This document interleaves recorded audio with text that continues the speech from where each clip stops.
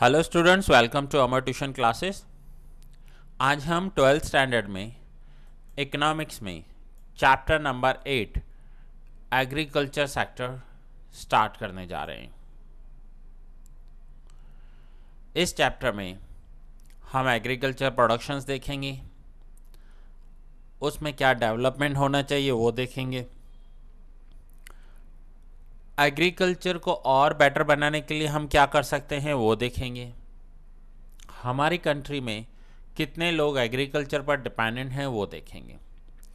ये पूरा agriculture sector आपको ये जो पूरा चैप्टर है ये आपको एग्रीकल्चर सेक्टर रिलेटेड नॉलेज देगा। आइए चैप्टर स्टार्ट करते हैं। Question 1, explain about factor of production pressure on low productivity of agriculture.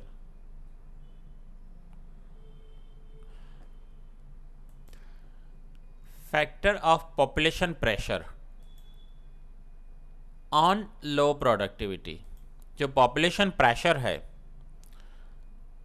वो लो प्रोडक्टिविटी कैसे प्रॉब्लम क्रिएट करते हैं वो देखेंगे।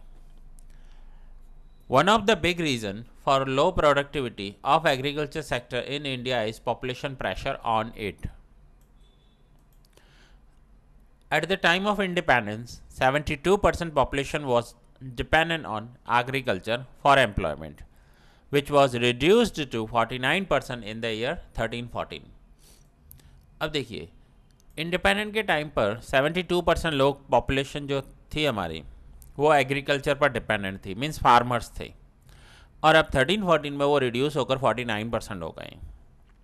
Thus, burden on agriculture reduced, but still it is higher than other sectors.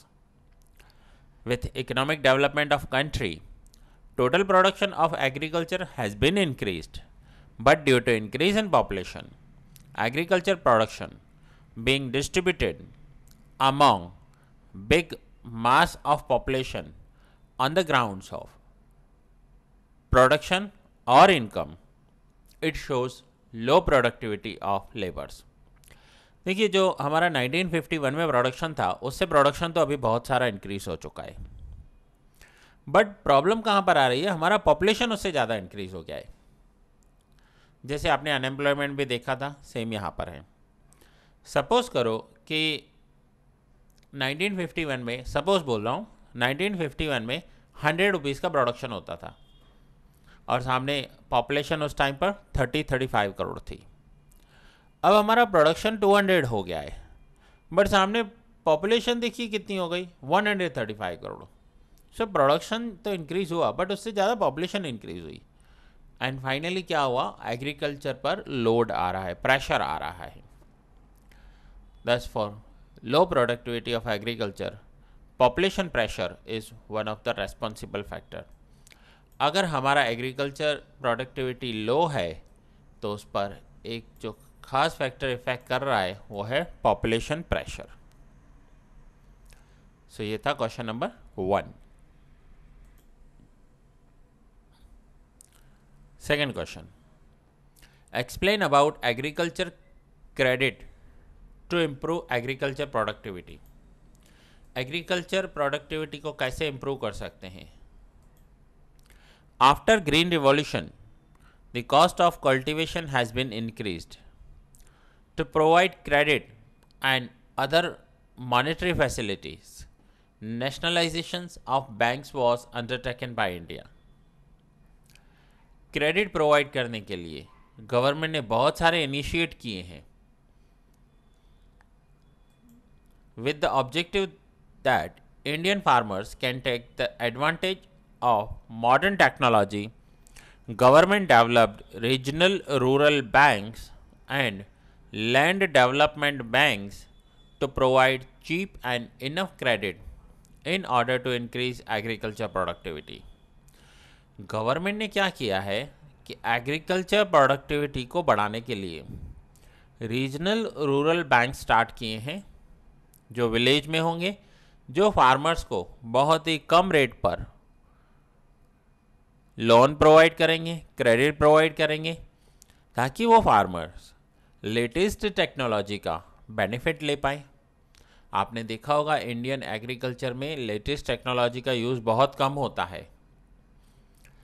सो ये provide किया जाता है फार्मर्स को कम रेट पर क्रेडिट, जैसे वो लेटेस्ट इक्विपमेंट्स टेक्नोलॉजी परचेज कर पाए। To have a special focus on agriculture sector, national bank for agriculture and rural development NABARD was set up by the government in 1982 to provide short-term and long-term credit to farmers. ये अलग से bank establish की गई। ये bank सिर्फ farmers को loan देती है, क्रेडिट प्रोवाइड करती है, short term and long term both.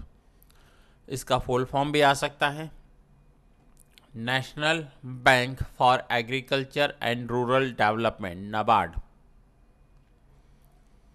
1982 में इसका गवर्नमेंट ने सेटअप किया। ये बैंक, फिर से बता रहा हूँ, फार्मर्स को सिर्फ short term and long term credit provide करती है। Thus, for agriculture, Indian farmers could receive cheap and enough credit in order to increase agriculture productivity. Most important point, receive cheap and enough credit.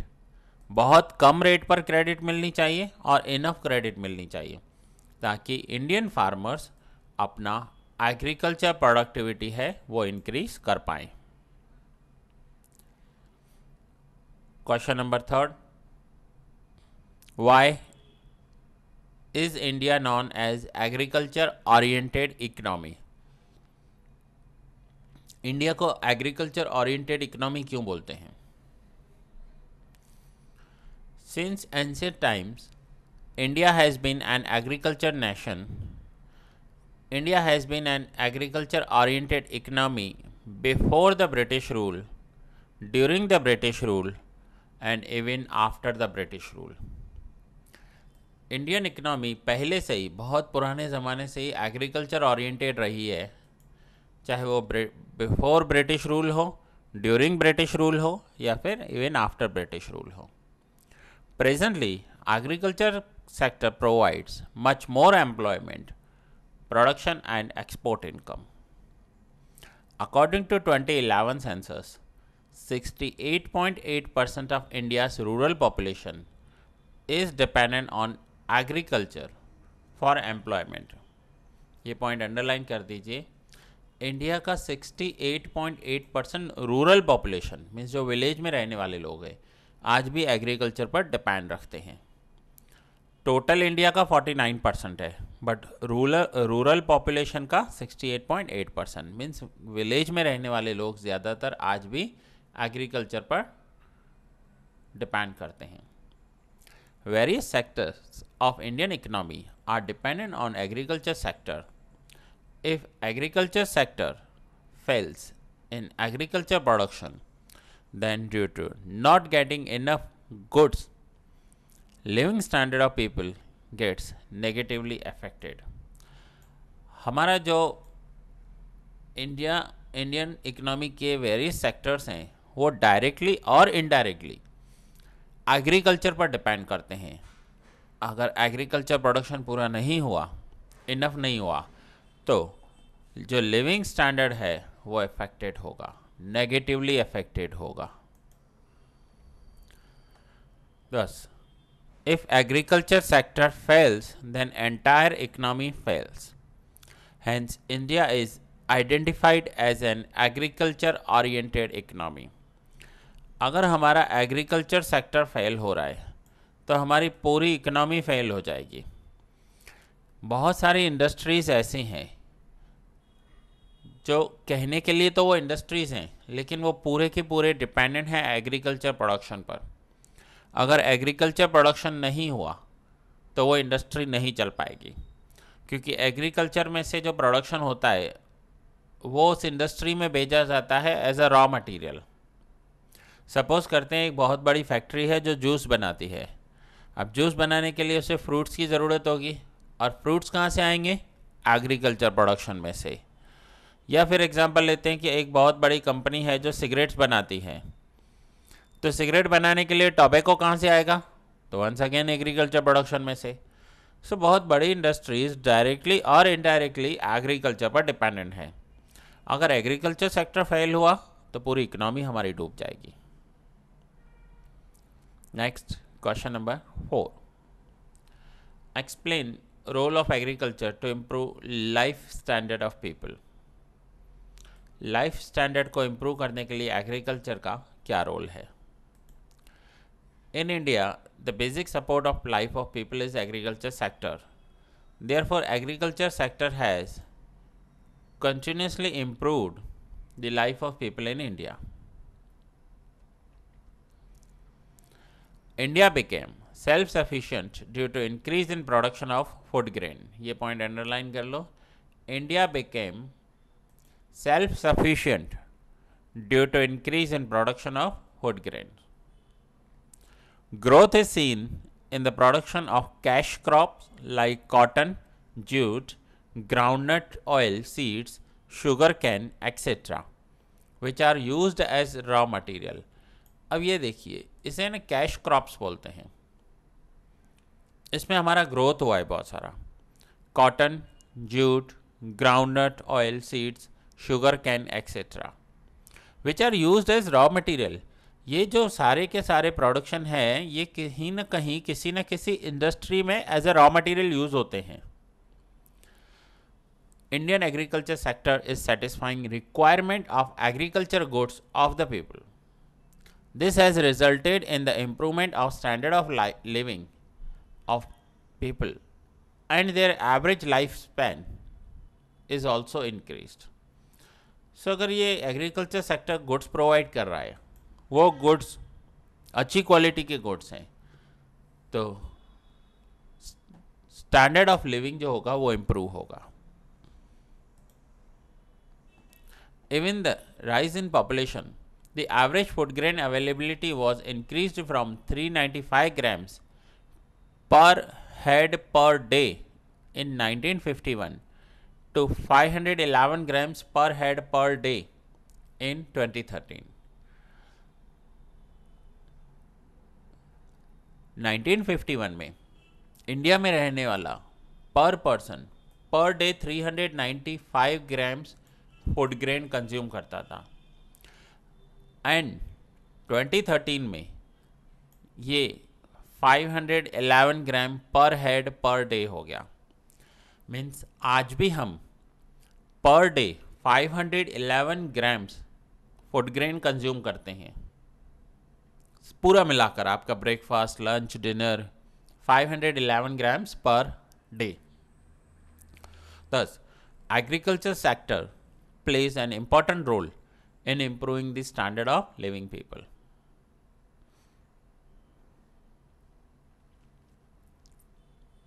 Question 5. State different names of Green Revolution. Different names of Green Revolutions are as follows. First, High Yielding Varieties Program. Second, Modern Agriculture Technology Program. And third, Program of Seeds, Fertilizers and Water Technology. Green revolution mean सबसे ज़्यादा जो improvement हुआ है वो agriculture में हुआ है ऐसे states like Punjab and Haryana. So वहाँ पर कैसे प्रोडक्शन इंक्रीज़ हुआ? कुछ प्रोग्राम्स रखे गए, कुछ सेमिनार्स रखे गए, फार्मर्स को गाइड किया गया, फार्मर्स को बताया गया वो टेक्नोलॉजी का यूज़ कैसे करें. आज भी बहुत सारे फार्मर्स ऐसे थे जो एग्रीकल्चर प्रोडक्शन करने के लिए एनिमल्स का यूज़ करते थे. उन्हें ट्रैक्टर का यूज़ करने के लिए मोटिवेट किया गया, उन्हें better seeds and fertilisers use करने के लिए बताया गया, उन्हें वाटर टेक्नोलॉजी के लिए बताया गया कि वो पहले मानसून पर डिपेंडेंट रहते थे, अब वो बोर करके पंप्स यूज़ करके बहुत सारा प्रोडक्शन कर सकते हैं. सो इस वजह से ग्रीन रिवॉल्यूशन हुआ.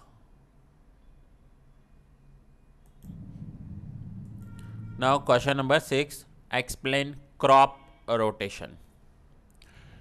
Crop rotation or multiple cropping means growing different crops in Succession on a cultivated land area.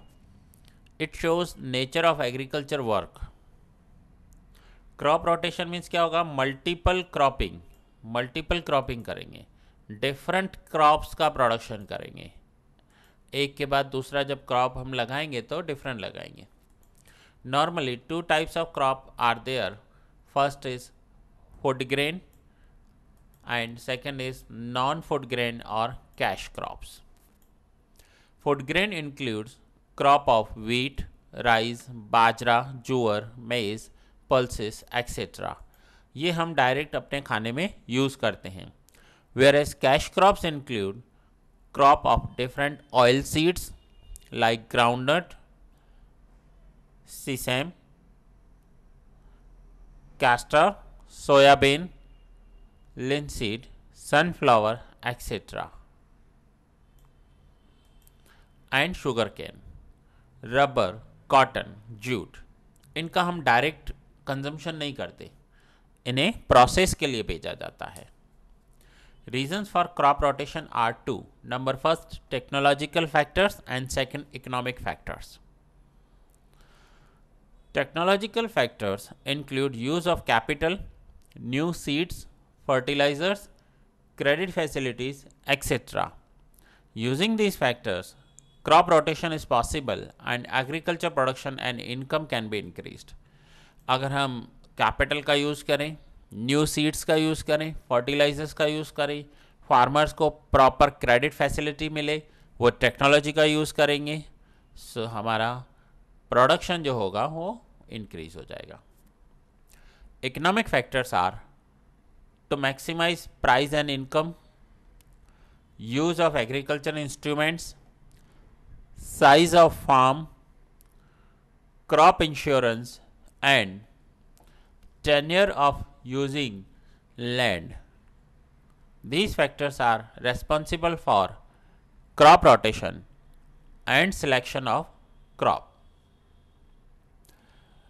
ये सारे के सारे इकोनॉमिक फैक्टर्स हैं जो एग्रीकल्चर पर इफ़ेक्ट करते हैं, चाहे वो एग्रीकल्चर प्रोडक्शन का प्राइस हो, फार्मर्स की इनकम हो, एग्रीकल्चर इंस्ट्रूमेंट हो, साइज ऑफ फार्म हो, उनका फार्मिंग साइज कितना है, क्रॉप इंश्योरेंस हो. कई बार ऐसा देखा गया है कि ड्यू टू नेचुरल डिज़ास्टर्स या किसी भी प्रॉब्लम की वजह से उनका जो क्रॉप है, प्रोडक्शन है, वो ख़राब हो जाता है. सो उसके लिए अब इंश्योरेंस उसका प्रोवाइड किया जाता है. Due to green revolution, rotation of crop is much more practiced.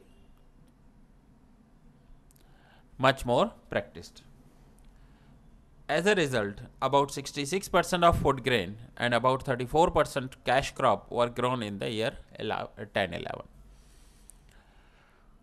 Green revolution की वजह से rotation of crop is much more practised. Rotation of crop का ज़्यादा प्रैक्टिस किया गया और उसकी वजह से ये रिजल्ट्स आए हैं.